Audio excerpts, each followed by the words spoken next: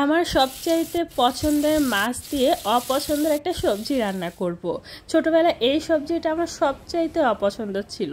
আস্তে আস্তে যত ম্যাচিউর হয়ে ওঠে ততই যেন অপছন্দের খাবারগুলো পছন্দের হয়ে উঠতেছে। হ্যালো এভরিওয়ান, আসসালামু আলাইকুম।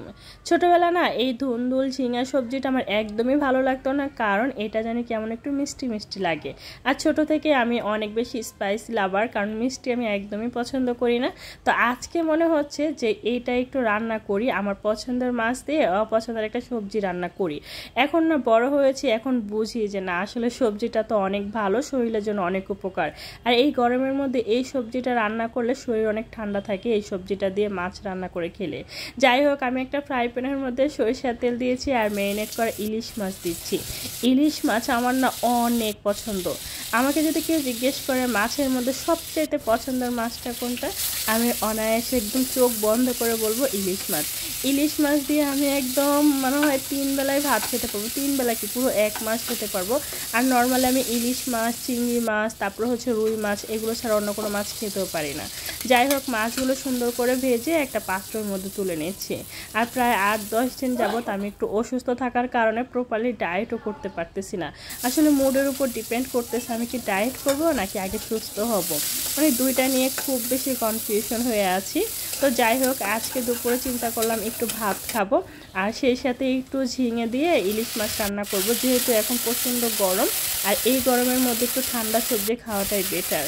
তো এখানে আমি সব ধরনের মশলা দিয়ে দিচ্ছি। প্রথমে আদা রসুন বাটা আর হচ্ছে কাঁচামরিচ বাটা দিয়ে দিয়েছিলাম, তারপরে পরিমাণ মতো পানি, সেই সাথে দিয়ে দিচ্ছি শুকনো মশলা, হলুদের গুঁড়ো, লাল মরিচের গুঁড়ো, ধনিয়া গুঁড়ো আর হচ্ছে স্বাদ মতো নুন। প্রথমে আমি এই সবজির জন্য যে মশলাটা দিয়েছি এটা খুব ভালোভাবে কষিয়ে নেব, এরপর দিয়ে দিচ্ছি সবজি, এই তো সেই হচ্ছে ঝিঙে। আচ্ছা, এই সবজিটা আপনারা কী নামে ডাকেন একটু কমেন্ট করে জানাবেন তো। আর এই সবজিটা আপনাদের কার কার অনেক বেশি পছন্দ বা কার কার ভালো লাগে না সেটাও কমেন্ট করে জানাবেন, ঠিক আছে। যাই হোক, কিছুটা কাঁচামরিচ ফালি দিয়ে আমি এবার খুব ভালোভাবে কষিয়ে নিব। আর আমি নর্মালি কিন্তু অনেক বেশি ঝাল পছন্দ করি, আর সেই সাথে এখন যেহেতু আমার অনেক বেশি জ্বর, মুখে কোনো কিছুই ভালো লাগতেছে না, তাই আরও বেশি করে ঝাল দিয়ে রান্না করতেছি। এতে ভয় পাওয়ার কিছুই নেই। আমার ভিডিও দেখে অনেকে তো বলে আমি নাকি ঝাল গুলিয়ে খাই, এত বেশি ঝাল খাওয়া ঠিক না, ডায়েট হচ্ছে না, এই হচ্ছে না, সেই হচ্ছে না। যাই হোক, আমি যেটা খেতে ভালোবাসি আমার তো এটা খেয়ে বাঁচতে হবে, তাই না। যাই হোক, আমি যেটা করছি মানে একটু পরিমাণ মতো পানি দিয়ে একটু নিয়ে ছেড়ে দিচ্ছি। আর এই তো ভেজে রাখা যে ইলিশ মাছগুলো এগুলোও দিয়ে দিব, কারণ এই সবজিটা অনেক বেশি সফটলি হয়ে থাকে। আর ইলিশ মাছটা দিয়ে দিলে মাছের ভিতর মশলাটাও খুব সুন্দর যাবে, এতে করে খুব ভালো লাগবে। আর আমার শরীরটা খুব একটা ভালো না, তাই আমি খুব সহজভাবে রান্নাটা চেষ্টা করতেছি। সব কিছু দিয়ে দিয়েছি একদম সুন্দর করে, এবার ঢাকনা দিয়ে ঢেকে দিব। আর প্রপারলি রান্না হয়ে যাবে যখন, তখন এটা নামিয়ে নিব। একটু দেখিয়ে দিচ্ছি আসলে এটা বলক আসার পর কেমন হয়েছে, দেখতেই পাচ্ছেন। এই সবজিটা রান্না করতে খুব বেশি সময় লাগে না বলে আমি মাছ আর সবজি একসাথে দিয়েছি, এটা নিয়ে আবার কেউ ব্যাড কমেন্ট করবেন না। যাই হোক, ফাইনালি আমার রান্নাটা ডান, দেখতেই পাচ্ছেন কতটা লোভনীয় লাগতেছে, তাই না।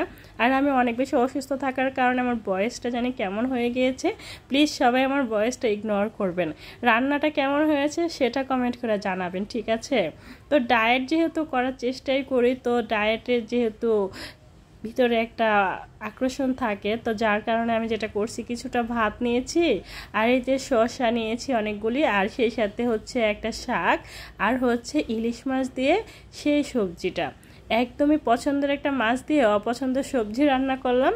তো যাই হোক, এই ছিল আমার আজকের দুপুরের লাঞ্চ। আর আমি এখানে একটা লেবু নিয়েছি, আমি আরও একটা লেবু নিয়ে নিব, কারণ লেবু আমি অনেক বেশি করে খাওয়ার চেষ্টা করতেছি। লেবু শরীরে চর্বি কাটতে অনেক বেশি হেল্পফুল করে।